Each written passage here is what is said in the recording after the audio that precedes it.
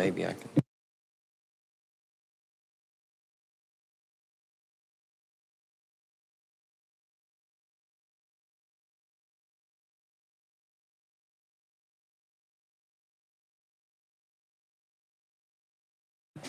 Good afternoon. I'd like to welcome you to the House Higher Education Subcommittee for Wednesday, March 4th.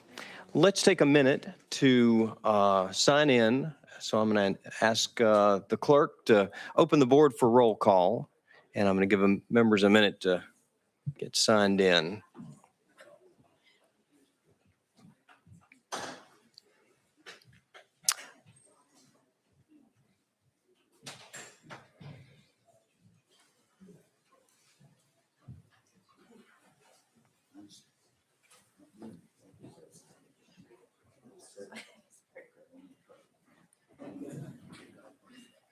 Yeah.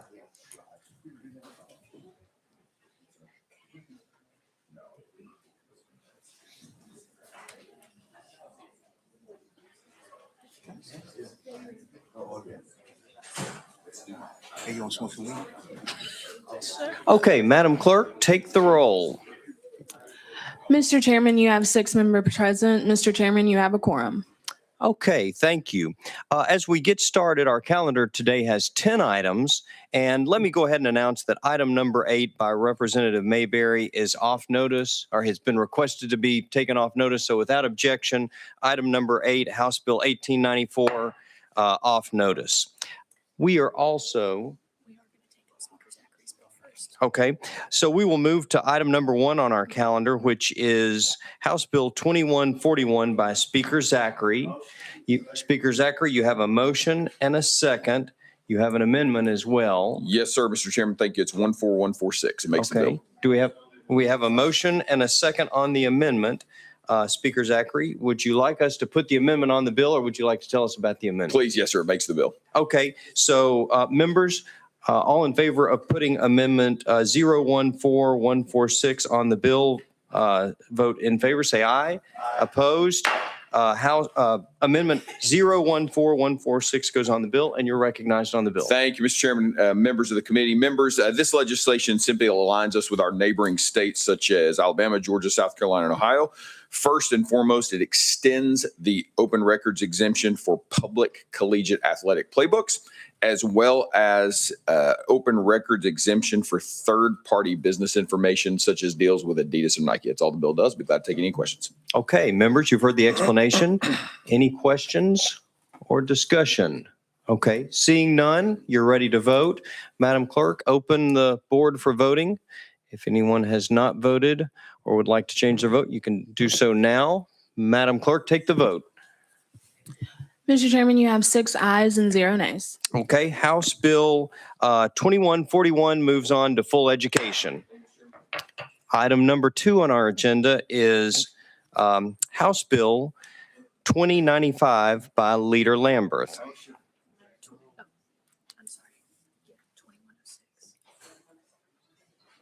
Okay, we may have the wrong number here. It is House Bill 2106. Do we have a motion? Motion and a second. Leader Lamberth, you're recognized on the bill. Thank you, Mr. Chairman. This caps the Tennessee Promise Endowment transfer at $10 million on the surplus. We've been doing that for several years to make sure that that fund is at the high enough amount to be able to fund that entire program. It is now, and really the remainder of that can go into other programs. Okay, members, you've heard that explanation. This bill does not spend Hope Lottery proceeds, and so it does not need to go onto our Hope calendar. We can dispense with the bill today, and so if anybody has any questions, Representative Chairman Raper. Thank you, Mr. Chair. I just want to say that this is a flexibility bill. It just gives us latitude in other areas to make good decisions. So thank you for sharing the bill with us. Okay, any further discussion? If not, it looks like you're ready to vote. Madam Clerk, open the vote. All in favor vote aye. Opposed? Nay. Madam Clerk, take the vote. Mr. Chairman, you have 6 ayes and 0 nays. Okay, House Bill 2106 moves on to full education. Thank you. Okay, item number 3 on the calendar is item number House Bill 75 by Chairman Slater, and this has been requested to be rolled 1 week. So without objection, we will roll item number 3 1 week. Item number 4 on the calendar is House Bill 0291 by Representative Gant. Motion. Representative Gant, you have a motion and a second on the bill. You do have an amendment. Do we have a motion on the amendment? Motion. Got a motion and a second on the amendment. This is Amendment 013521. Would you like us to put this on the bill or consider the amendment separately? Yes, first, that is the correct amendment, and yes, if you would put it on. Okay, without objection then, all in favor of putting Amendment 013521 on the bill, House Bill 291, signify by saying aye. Opposed? The amendment goes on the bill. And Representative Gant, you are recognized on the bill as amended. Thank you, Mr. Chairman and members of the committee. House Bill 291 is about strengthening civic literacy in Tennessee's public higher education system. At its core, this bill ensures that every student graduating from a public university in our state has engaged directly with foundational documents that shape the United States of America and understands the meaning of that. The problem we're addressing, members, is we're seeing a declining civic knowledge nationwide. Surveys consistently show that many college graduates cannot identify key constitutional principles, major founding documents, or pivotal moments in American history. Regardless of political perspective, we should agree on this. Students earning a degree from a Tennessee public institution should have a working understanding of the following: the Constitution, the Tennessee Constitution, the Declaration of Independence, the Federalist Papers, the Emancipation Proclamation, the Gettysburg Address, and Dr. Martin Luther King Jr.'s letters from the Birmingham jail. These are not partisan text. They are foundational text. And what this bill does, members, this legislation would require the following: a 3-credit course in American government or American history. The course must provide a comprehensive overview of major turning points in American history and government. It must include study of specific foundational documents. It must include a cumulative final exam to assess the student proficiency in this. So beginning with the 25-26 freshman class, completion of this course will be required prior to graduation from a public institution. And that's not different than what we have now. It's just the content would be stressed, as I had previously just mentioned. What the bill does not do, let me be very clear. It does not increase total degree credit hours. That stays exactly the same. It does not interfere with accreditation. It does not dictate political interpretation. It does not remove institutional flexibility in how the material is taught. The Institute of American Civics at the University of Tennessee, which I think many of you were here when I passed the legislation to create that at the University of Tennessee. This goes hand in hand with that. And we've had other universities reach out across the state that also want to develop their own institute, which is a good sign that, things are working. Understanding the Constitution is not ideological. Understanding the Declaration is not partisan. Understanding Dr. King's letter is not political. It is historical and moral education. This bill reinforces the idea that civic literacy is a core responsibility of public education. The accountability and oversight of this legislation ensures each governing board must incorporate this requirement into degree programs. Institutions must report annually to the General Assembly on compliance of this. Implementation cannot add credit hours or create additional cost burdens for students. And in closing, members, this is about strengthening civic foundations, not reshaping institutions. It ensures that every graduate of a Tennessee public university has engaged directly with the documents that define our nation's structure, liberties, struggles, and progress. And members, I respectfully ask for your consideration of House Bill 291. And Mr. Chairman, I'm happy to try to answer any questions. Okay, thank you for that explanation. It sounds like the curriculum would be developed by the Institute of American Civics at the University of Tennessee, and then it would be used at all other public colleges and universities across the state. Have you considered whether some of these other colleges and universities would prefer to develop their own curriculum? I asked that question just based on sort of the tradition where universities develop their own curriculum. They don't really borrow it from other schools. Mr. Chairman, that's a great question. And this legislation did not get drafted lightly without consideration and meeting with some of those flagship universities across our state. I've had multiple conversations about that. And the cost of using our Institute of American Civics greatly goes down when they develop this curriculum. And in that process, there will be plenty of time for input to come into that process from other universities across the state. And remember, this is our flagship university, the University of Tennessee. And the director there, Josh Dunn, is very capable of doing this. And he's had multiple conversations with people across our state and higher education about this as well. And I've had conversations with multiple universities, and all have had nothing but praises about this. As a matter of fact, we've had, I'm not going to mention this certain Middle Tennessee university, but there are other universities that want to implement their own American Civics Institute. And other universities have come forward with that and said, this is really doing well. And if you look at Arizona and other states that have implemented this type of institute in their universities, it has been a huge success, Mr. Chairman. And all we're trying to do is utilize that institute that we put in place, this General Assembly, and utilize that expert experience that we have in that position with Josh Dunn.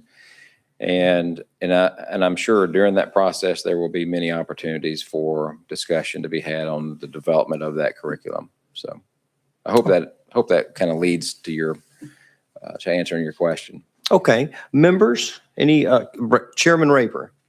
Thank you, Mr. Chair. First of all, sponsor, I think it's a very good bill. I've been about education for my whole lifetime, basically, and I really think this is great. The only addition that I would like to see in the future, maybe we could amend next year, is I would like to add community colleges also to this. I didn't want to touch it this year because of a possible fiscal note being involved, and I didn't want to change anything. But I'm very supportive of this, and I will be supporting your bill. Thank you. Thank you. Representative Glenn. Thank you, Mr. Chairman and sponsor. Thank you so much. I think this is really and truly a great bill because I think it encompasses everything that we all want to see, history told from beginning to now. And so I thank you for that. You mentioned that the University of Tennessee would develop it. Is the spot or the one who's developing, are they required to reach out to the other universities, or are you assuming that they will reach out? And the reason I ask is because, maybe, they don't want to reach out. They want to develop it and then everybody just follows suit. there's no requirement for them to reach out to the other universities and ask for input. So you are sure that this person would do this, I guess is the question. Well, Mr. Chairman, if I might, there is no language that addresses that specifically, obviously, in the language. And the way this legislation is written, it specifically lays out how the curriculum has to be written. So there's not much deviation from the way I have described what has to be in it. And I hope that makes sense. I mean, would there be discussion? Would there be collaboration with other universities? Absolutely. There's nothing in here that prohibits that. And I think we encourage that. That would be an excellent thing to see take place with universities across our state of higher education, engage this process as it's being written to make sure that we reinforce what specifically has to be in the curriculum. So, so by all means, I think that's welcomed. Representative Glenn? Thank you, Mr. Chairman. Just to be sure, though, there's no mandate. So that school in Middle Tennessee that you don't want to mention, they could say, well, we weren't really given an opportunity to participate. That mandate may eliminate that conversation later on. That's just all I was trying to iterate that could happen. But thank you anyway. I appreciate the bill. Okay, other questions or discussion? Okay, seeing none, you all are ready to vote. Madam Clerk, open the board. We are voting to send House Bill 291 to full education. Anyone has not voted or would like to change their vote, they may do so now. Madam Clerk, take the vote. Mr. Chairman, you have 6 ayes and 0 nays. House Bill 291 moves out to full education. Thank you, Mr. Chairman Representative and Glenn. committee members. Okay, item number 5 on the agenda, on the calendar, is House Bill 1476 by Chairman Bulso. Chairman Bulso, you've got a motion and a second on the bill, and you've got a couple of possible amendments. Yes, we do. And the one, Mr. Chairman, I'd like to put on the bill is drafting code 014534. Okay, you got a motion and a second on the amendment. Would you like us to put the amendment on the bill now or discuss the amendment separately? Put it on now, Mr. Chairman. Okay. Without objection, then, we are voting to put Amendment 014543 on the bill. All in favor say aye. Opposed? The amendment goes on the bill. And Chairman Bulso, you are recognized on the bill as amended. Thank you, Mr. Chairman. Good afternoon, members of the committee. This is a bill about expanding protections of the free expression on our college and university campuses. It really does 2 principal things. One, it adopts as our Tennessee policy on freedom of expression a statement that the University of Chicago developed just a few years ago in 2014 called the University of Chicago Freedom of Expression, which is set out in the text of the bill itself. And I think when you read this statement, you'll see why it has become the definitive statement about freedom of expression on college campuses.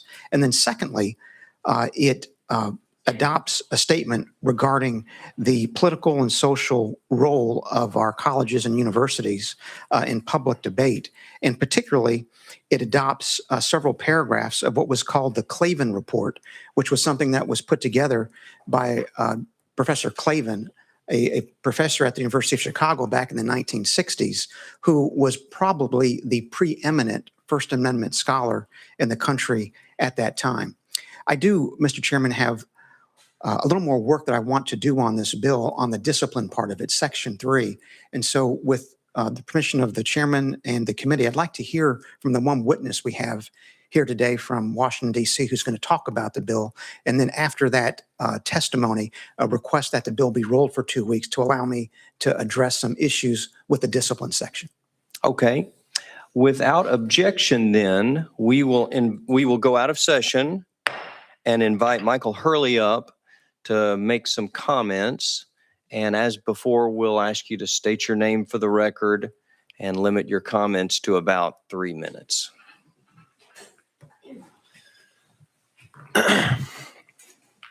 Okay. So good afternoon, Chairman Baum and members of the Higher Education Subcommittee. My name is Michael Hurley. I am Government Affairs Counsel with the Foundation for Individual Rights and Expression, or FIRE, coming to you here today from Philadelphia.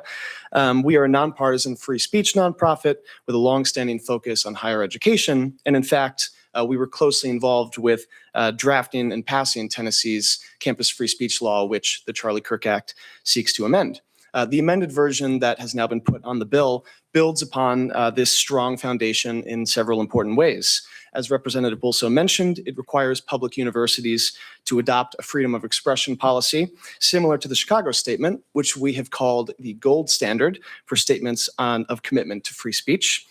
It further addresses the longstanding problem of disinvitations, where clarifying that institutions may not order students or faculty to rescind invitations simply because of the anticipated reaction of others to their speech. It protects academic freedom, ensuring that universities do not retaliate against scholars for their viewpoints in scholarly work or for other constitutionally protected speech. And vitally, the bill prohibits institutions from denying recognition to student groups who require their members to adhere to the institution's or to the group's sincerely held beliefs. And that is an important step to protect student freedom of association. The only remaining concern we have with the bill concerns mandatory minimum sanctions that Representative Bulso briefly addressed. A number of organizations have opposed those, but we have confidence that a future amendment will address that concern by instructing institutions to create a range of disciplinary sanctions rather than relying on the heavy hand of mandatory minimum punishments. So I'll just conclude. Tennessee's public universities should be places where students and faculty are free to consider and advocate for all manner of ideas, no matter how offensive or disagreeable some might find them. And the Charlie Kirk Act would further secure this by building upon Tennessee's already excellent campus free speech protections. I'm happy to take any questions, and thank you all for the opportunity to testify. Okay, thank you, Mr. Hurley. Any questions for Mr. Hurley from committee members? Representative Glenn.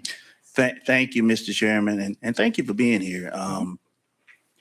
You mentioned, and correct me if I'm wrong, this bill supports academic freedom on colleges and universities. So a college or university cannot deny someone who's been invited to speak because you didn't like what they said. Am I correct in what you? Well, that's one of the ways. Yep, it protects the right of faculty to invite people, but it also prevents retaliation for the views they express in their scholarly work. Representative Glenn. Thank you.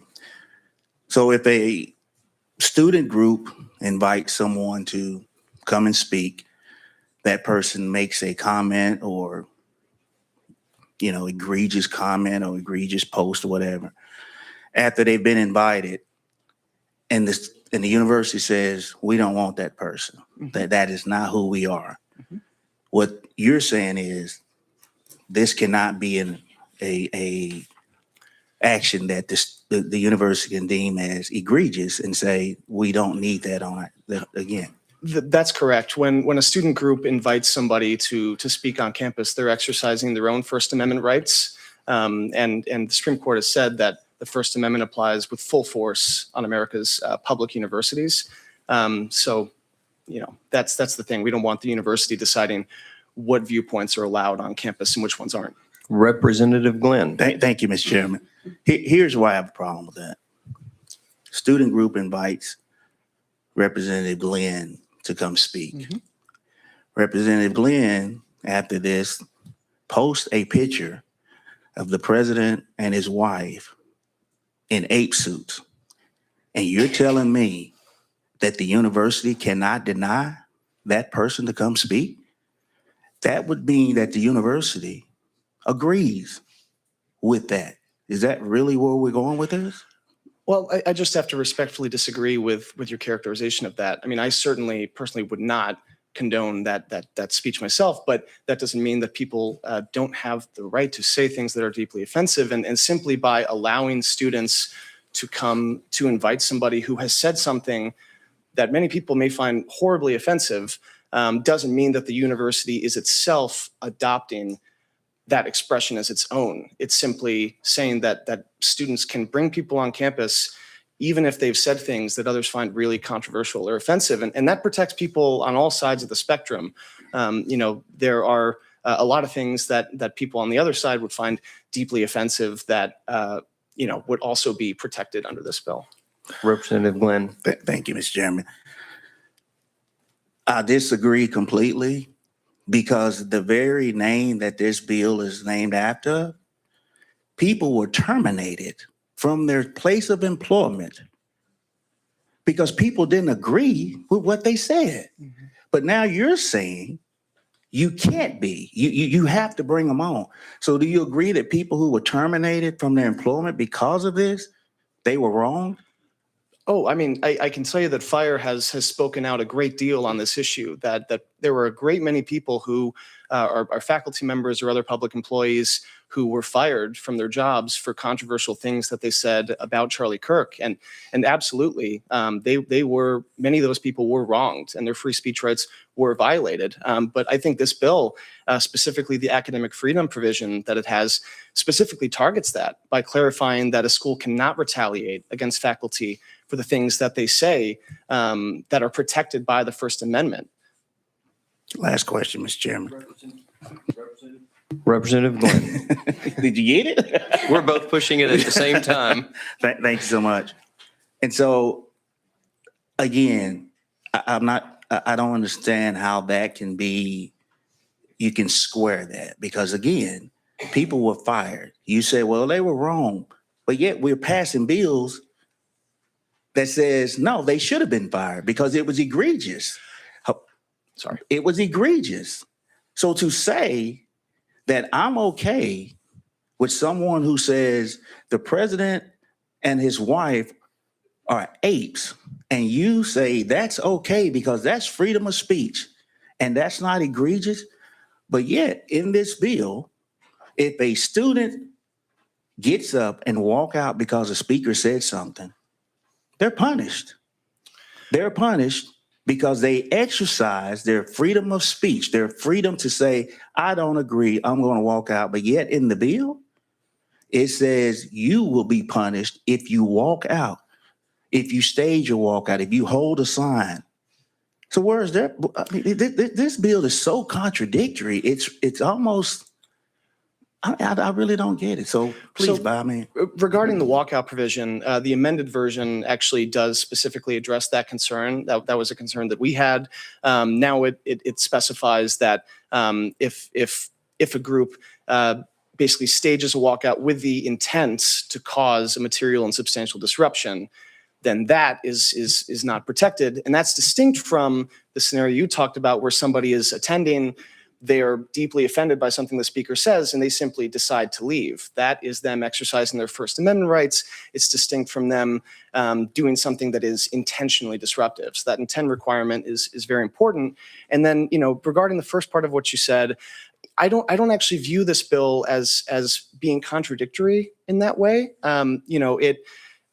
It protects people who say very controversial things. It protects both professors who speak out and say controversial things about Charlie Kirk or anybody else.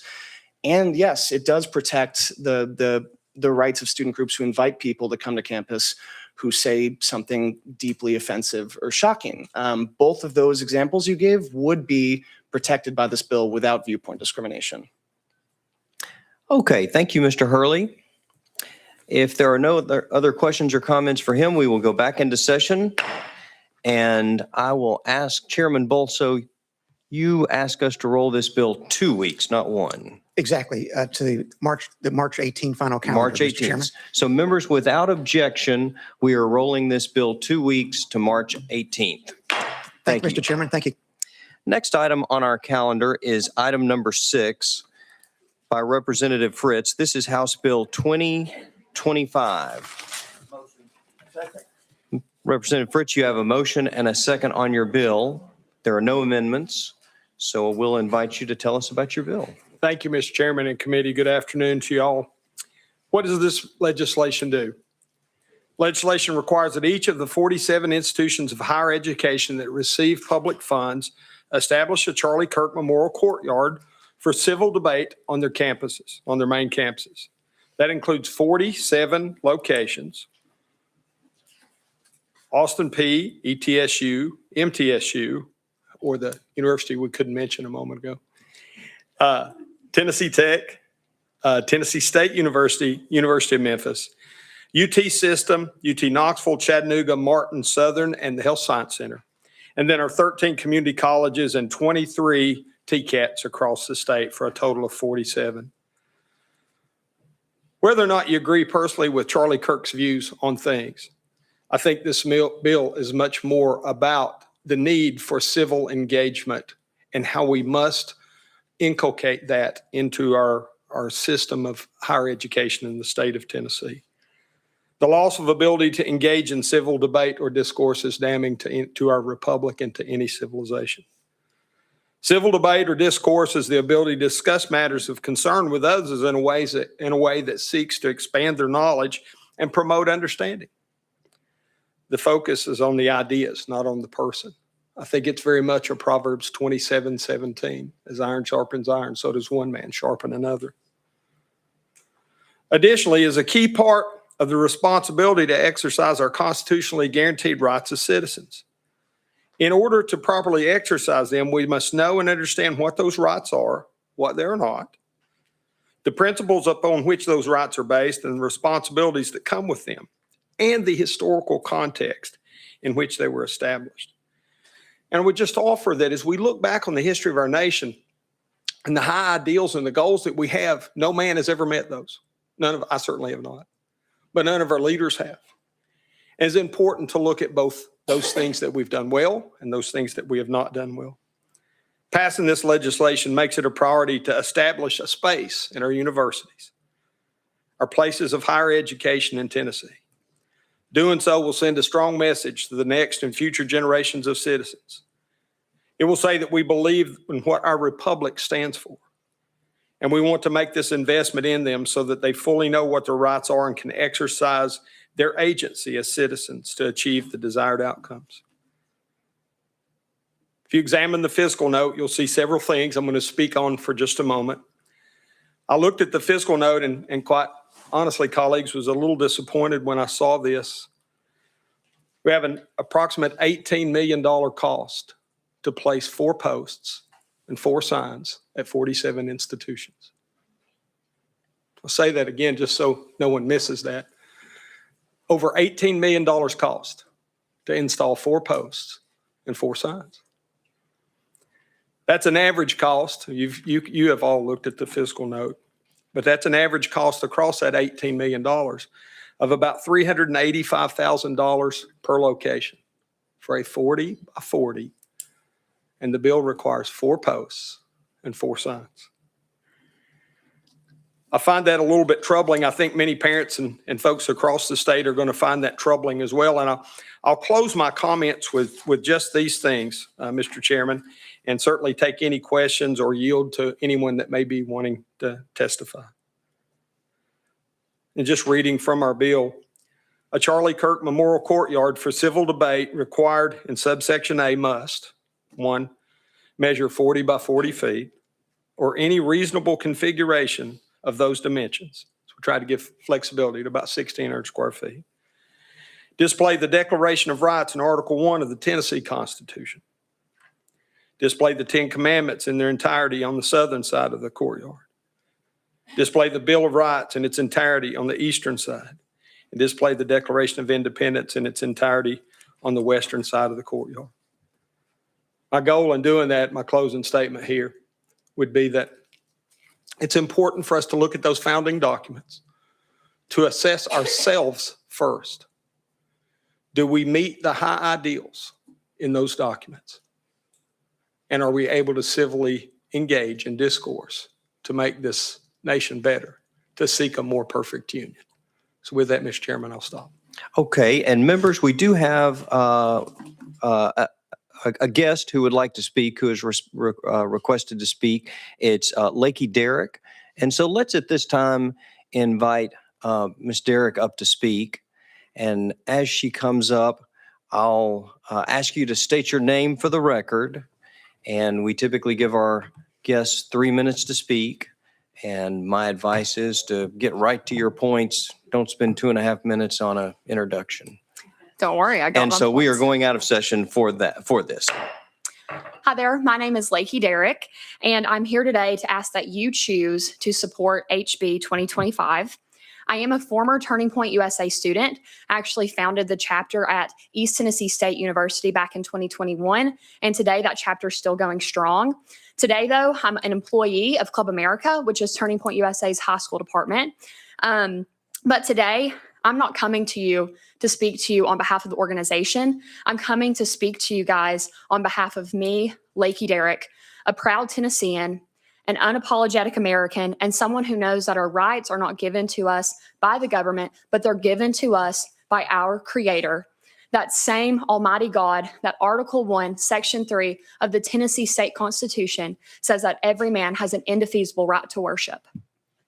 On September 10th, 2025, America lost the boldest voice for Christian values, conservatism, and the Constitution in our country. As a Gen Z conservative, I can tell you that that deeply affected me, my generation, but that it also deeply affected generations of all ages, all across the state of Tennessee, America, and the world. And now, because of Charlie Kirk's martyrdom, there are plenty of people ready to pick up their mics and speak truth all over their college campuses and wherever they are. So even in this audience now, and I'm going to have them wave, we have 4 Club America student leaders from White County High School who came here today with vested interest in this bill. And they chose to start this chapter because they could no longer be silent in the face of adversity. Charlie Kirk's life and death and legacy deserve to be remembered. But more than that, his death cannot be in vain. HB 2025 is more than a reminder of Charlie. It's more than a memorial for Charlie. It is a reinforcement that the Tennessee State Legislature will uphold our God-given right to freedom of speech on every publicly funded college campus. And it doesn't matter whether students are saying things that you all don't agree with, that their faculty members don't agree with, or something that's not politically correct. Charlie Kirk once said, when people stop talking, that's when violence happens. In the form of a radical, Satan tried to stop the conversation that Charlie Kirk was having, but that plan did not work. For Charlie's sake, for the capital T truth found in God's word, for the students across our state who have been silenced in the past, and for the students sitting in classrooms across Tennessee right now as we speak, I ask and implore that you vote yes on HB 2025. Charlie Kirk dedicated his life to shaping the future by building up young people, and voting yes on this bill is a commitment and a step toward carrying on that mission across our great state of Tennessee. Thank you. And if y'all want to question me too, I guess you can. Thank you, Ms. Derrick. You're closely in touch with students who would use the provisions in this bill, who would benefit from the bill. And so I want to ask you, would we be, in your opinion, given what you know about young people and freedom of speech, would we be able to achieve the goals of this bill, the objectives of this bill, without the posts so that we could find a way to save some money or maybe get this fiscal note taken off? Are the posts necessary for this? Here's why I believe that the posts are necessary. And also, I just want to make a side statement and say I do believe that there's no way it would cost that much money. I feel like that was a little bit of weaponization of the fiscal note to kill this bill. That being said, if we really think about it, right now, we shouldn't have to even have this bill. But because we allowed people like the shooter against Charlie, because people like that tried to silence the conversation, even whenever we have the protections of free speech, of our First Amendment rights, it just wasn't enough. And I think that all that this does is it solidifies that the state of Tennessee is going to always uphold our God-given rights to freedom of speech. And I believe that by putting that on every campus, you can't ignore something that's staring at you point blank in the face. And by putting that on every campus, it's that dedication to upholding that, no matter what viewpoints those students hold. So what the great thing about this is, I know you mentioned that I have connections with students who will really care about this, but this is a dedication to all students, whether they supported what Charlie Kirk said or whether they didn't. This is a dedication and saying we will uphold your First Amendment rights here. Okay, members, other questions? Representative Glenn? Thank you, Mr. Chairman, and thank you for being here and speaking out. Thank you. I'm not quite sure what speech. I mean, people say my speech was, shot down, or my speech was this. What speech was shot down? What speech were you not able to get across? At my time on my campus? Correct. Yeah, this is a great question. So I went to East Tennessee State University. I was graded down on papers for supporting conservative viewpoints. I had rooms moved on me last minute for big speakers like Riley Gaines because our board of directors decided that they didn't want to support this on our campus. And that is sadly something that's happening all across our state. I think other things too, even just being in a public forum and I would table and the anger that would be directed towards us saying we should be shut down, calling us Nazis. I've had hundreds of death threats on my life. I'm 23 years old because of the work that I did on my college campus. And I think that I know that you don't support that type of language or death threats or things like that. So by simply saying that you support this bill, you're saying that you want all college students to know that the state of Tennessee supports their right to have their freedom of speech on their campus. Representative Glenn. The sponsor said this is not about the person, it's about the ideal, right? The ideal of civil discourse. If this bill was named Martin Luther King Courtyard of Civil Debate, would you be okay with that? I definitely would, but I think what's culturally relevant right now to 2025 to 2026 is the death of Charlie Kirk. And this is one way to commemorate the work that he did for the freedom of speech, the debates that he was able to help happen across the state of Tennessee. So that's why I am in support of this being called Charlie Kirk Memorial. Representative Glenn. Thank you, Mr. Chairman. You mentioned culturally, this is what's happening now. Culturally, Martin Luther King was back in the 60s. So culturally, when you say culturally, that means it lasts generation after generation after generation. So why can't it be called Martin Luther King? Culturally, in his time, he was for civil debate. Yeah, and if this bill would have been happening back then that's what it could have been named. So I think today with the commemorating Charlie Kirk, it not only makes the most sense, it's that dedication to what we saw through the martyrdom of Charlie Kirk, through his assassination, to try to silence Christian conservative principles, constitutional principles. This is simply saying we're not going to allow this on our campus. Last question, Mr. Okay, Chairman. Representative Glenn. So if it's not about ideal and it's about civil discourse, then let's just call it Courtyard for Civil Discourse. Let's not put a name on it, period. And that way, colleges like TSU, which are historically Black colleges, don't have to question the name. They can just say, hey, this is a courtyard for civil debate. Even though we don't agree with him, we don't have to put his name on our campus. We can just call it civil debate. Is that something that you would be okay with? No, because I think everything that you just said actually directly shows why we need to have this be called Charlie Kirk Courtyard. With what you said, where, even the schools that don't agree that they want to have civil discourse, well, that's all that Charlie Kirk was trying to do. So they should have no problem with having his name on their campus. Okay, thank you, Ms. Derrick. I see no other questions, so we will go back into session and have questions for Representative Fritz. And I'm going to ask you the same question that I asked Ms. Derrick. And this is partly because I serve on the House Finance, Ways and Means Committee. We have just concluded last week weeks of budget hearings. Last week they went really all day long, hearing from one department after another what they need, whether it's enhanced health insurance benefits for firefighters or bonuses for teachers or higher reimbursement rates for doctors through Medicaid. I'm for the free speech parts of your bill. I'm just wondering, could we achieve this at lower cost? Could we remove some of the physical construction requirements so that we could save some money and maybe at the same time broaden free speech even more than the bill does? Because I'm thinking now the free speech seems to be confined to the courtyard. You step off the courtyard, maybe the free speech doesn't go with you.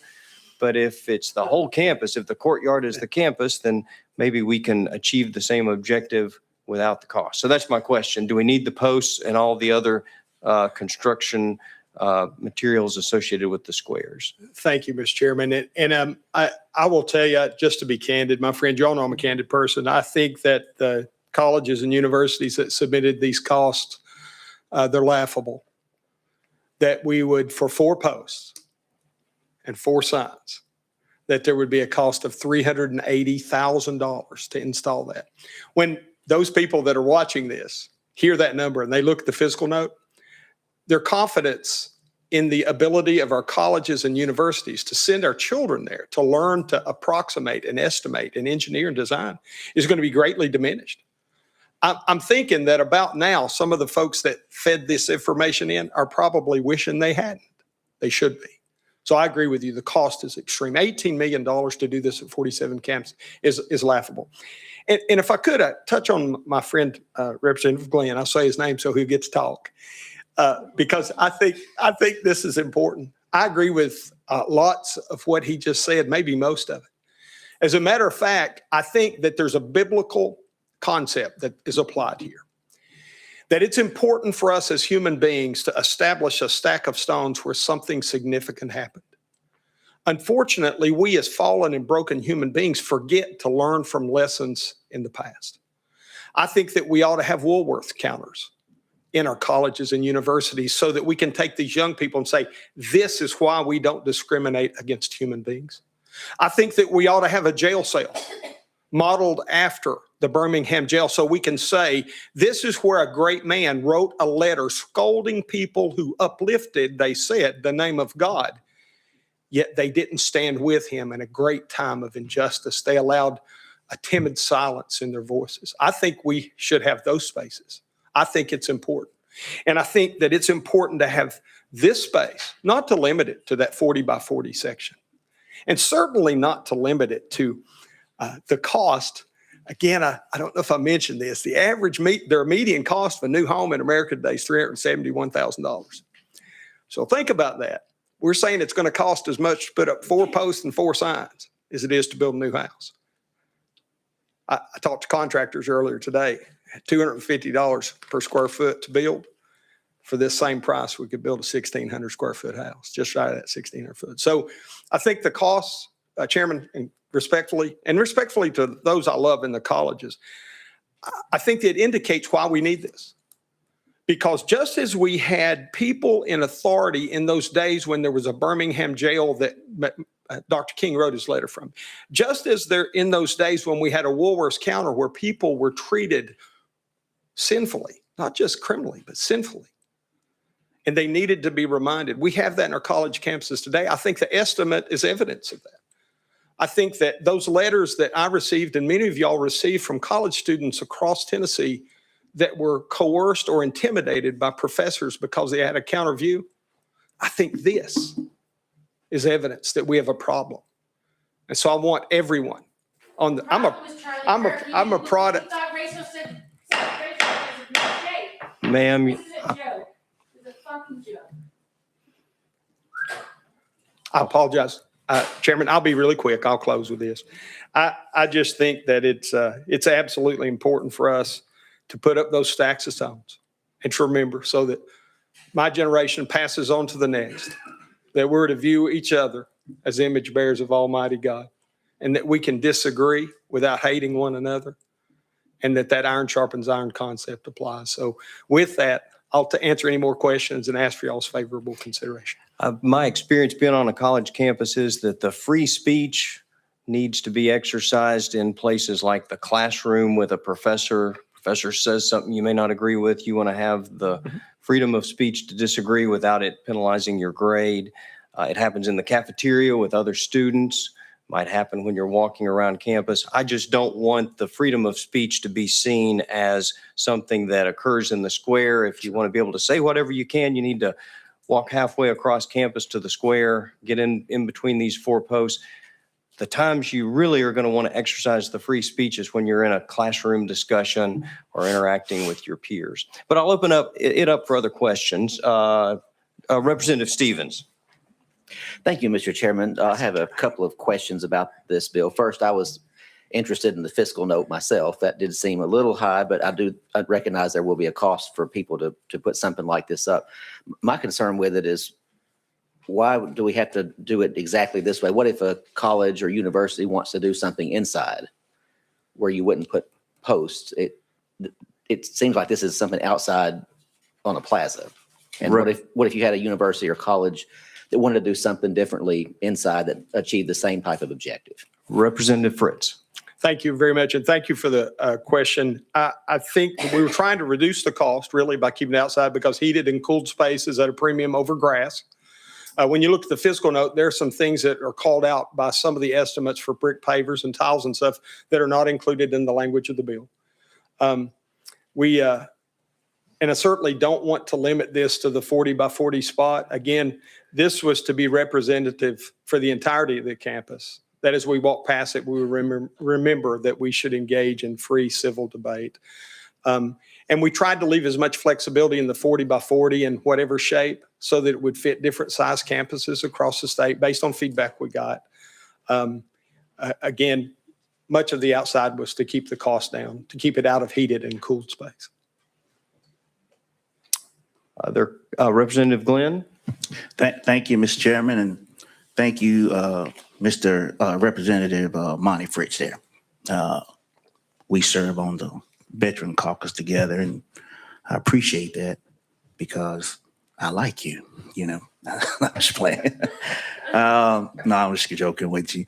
You know, I'll go back to the original issue I have here is, you know, why do we have to put a name on it? Why can't we just call it the courtyard of civil debate? Because again, you know, like him, love him, whatever, hate him, you know, that's people's opinion, right? They have the right to that opinion of how they felt about Charlie Kirk. But I think to force someone, a university, to utilize someone's name that, in this sense, we all agree, controversial, spoke his mind, did what he had to do. I mean, that's who he was.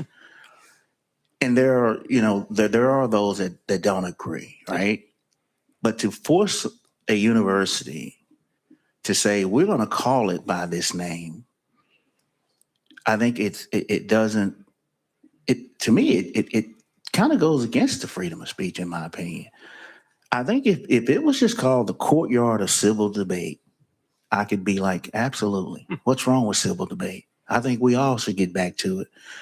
But to call it a name, that's the problem I have. I just don't agree with calling it. And even if it was MLK, I'd probably say no, because you shouldn't put a name on it because everybody didn't agree with MLK. So just calling it the courtyard of civil debate, I could support this. But in this current form, I'm just being honest, I can't support that. Okay. Representative Fritz.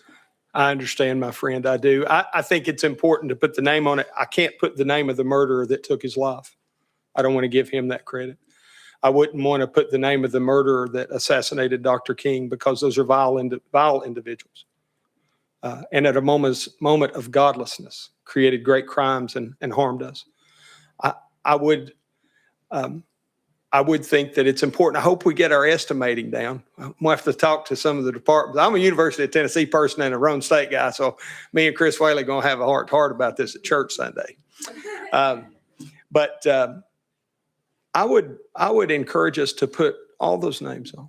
I would encourage a remembrance of Rosa Parks. I would encourage a remembrance of Alvin C. York. And we do that in some places, as the conscientious objector he was. I think it's important for us to put a name on things, on that stack of stones I talked about, for us to remember the context of the good and the bad. So if that helps, thank you.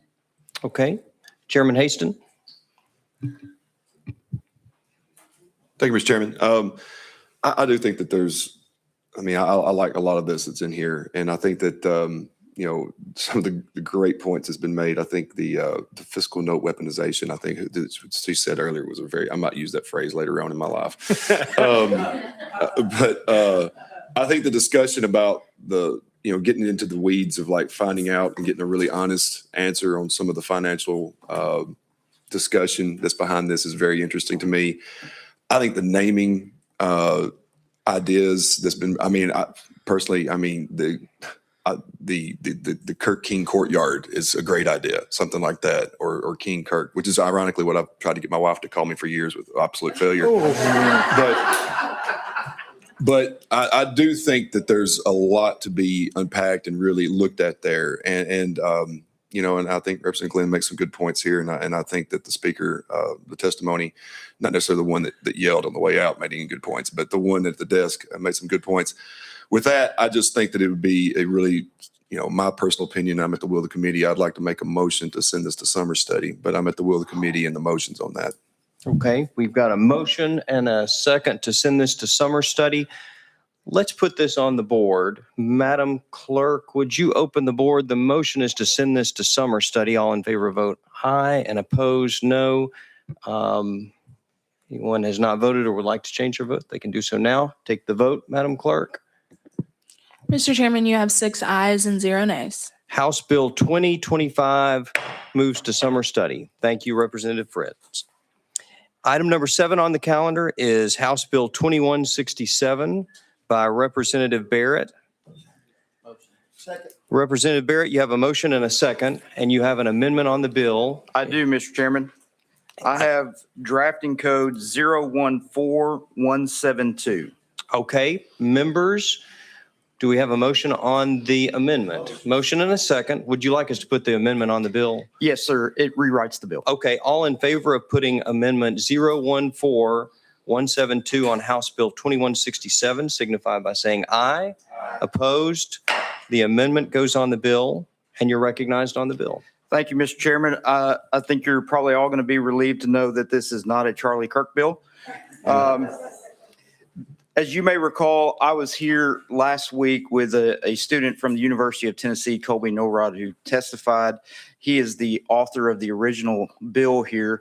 And in the meantime, from last week to today, we have worked with the University of Tennessee to develop this language for this amendment that softens a little bit of the requirements going from a shall to a may, requiring some policies to be put in place. And as I understand it now, the university system is supportive of the bill, and we're in a good posture.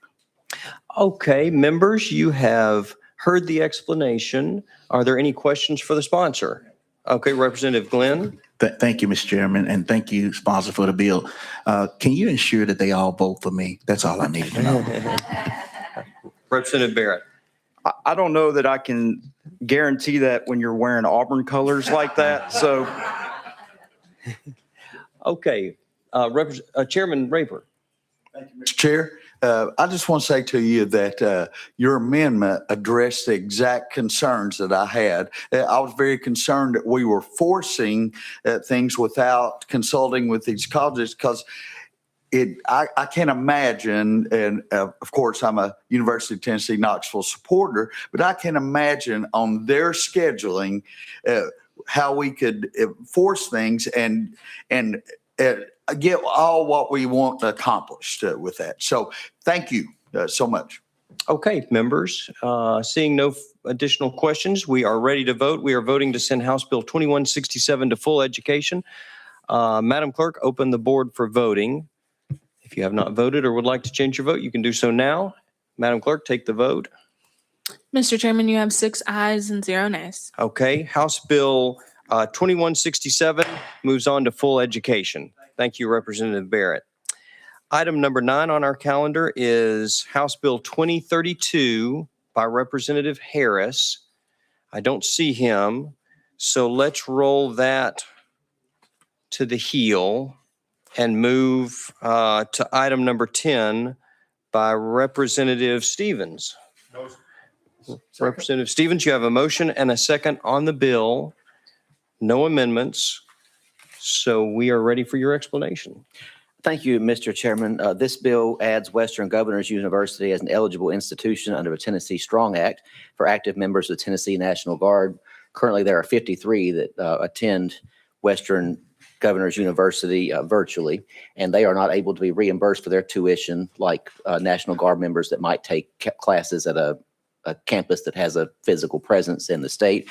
So this bill would let them be reimbursed for their tuition, just like the other National Guard members that are benefiting from that STRONG Act. And I do want to give a shout out to Alex and the other ladies here from Western Governors University for bringing this to my attention. And I'm glad to support it and hope that you will support it too. Okay, members, you've heard the explanation. Are there any questions? Representative Stevens, in past years, Western Governors has asked for Hope Scholarship. There is a requirement for them to have a physical presence in the state. Is there any concern that they don't have a physical presence in the state to become eligible for STRONG scholarship dollars? Thank you, Mr. Chairman. I'm not sure if there's a legal requirement for them to have that to get the STRONG dollars. I personally don't have a concern with that. If we have National Guard members trying to further their education and have an opportunity to do that with this type of school, I would rather them be able to use the benefit. But I'm not sure if there's a legal requirement for that. Okay, members, any other questions or discussion? If not, then we are ready to vote. Madam Clerk, open the board for voting. All in favor, vote aye. Opposed, and you may change your vote now if you would like. Madam Clerk, take the vote. Mr. Chairman, you have 4 ayes, 1 nay, and 1 present not voting. Okay, House Bill 2103 moves on to full education. We are now on the heel of the calendar, which is item number 9 by Representative Harris. This is House Bill 2032, and he is not here, so we will roll him to next week. Okay, members, I see no other items on our calendar. Is there any other business for this committee to consider? Seeing none, we are adjourned. Thank you.